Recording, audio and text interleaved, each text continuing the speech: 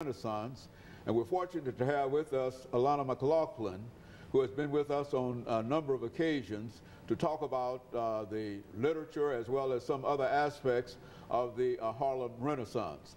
And of course, Alana, let me welcome you to the show this morning, and let me again tell you how delighted we are to have you here, and at the same time to remind our audience that you've been with us on a number of occasions. And so why don't you say something about your background, your education, and some of the things that are important in terms of your life that eventually brought you to us this morning, as well as to sort of give us an overview of the topic of the Harlem Renaissance. And I think that by that time we should have completed this first part. Let's start off with that.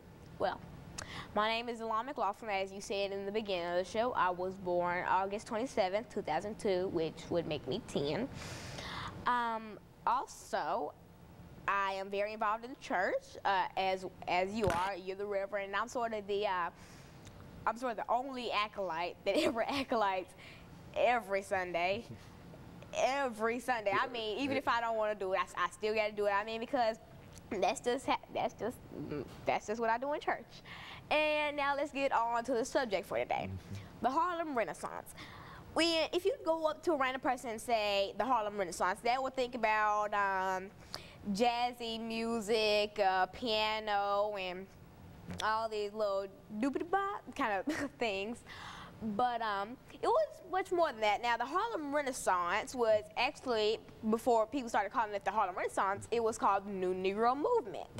And it was inspired by Alan Leroy Locke. And now, this movement spanned from 1919 to about the mid-1930s, about 1934, when the Great Depression started and the stock market crashed. Well, yeah. And so during this time, African-American writers blossomed.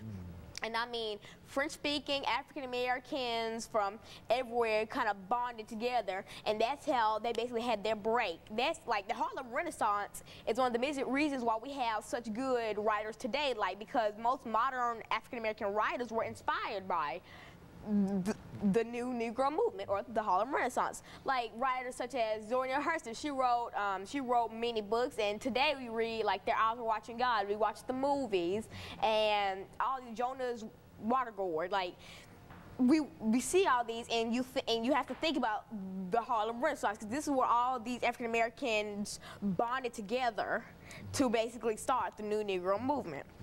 And then there wasn't always literature. There was music. Like